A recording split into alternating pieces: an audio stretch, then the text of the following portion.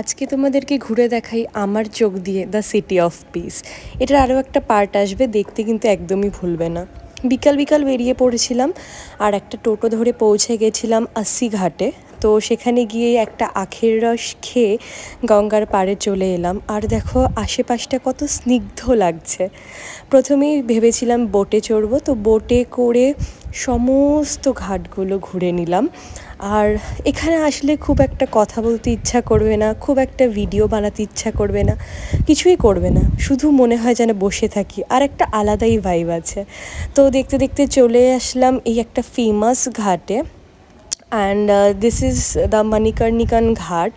And এখানে শুনেছি নাকি কোনো সময় আগুন নেভে না, আর সত্যিই তাই।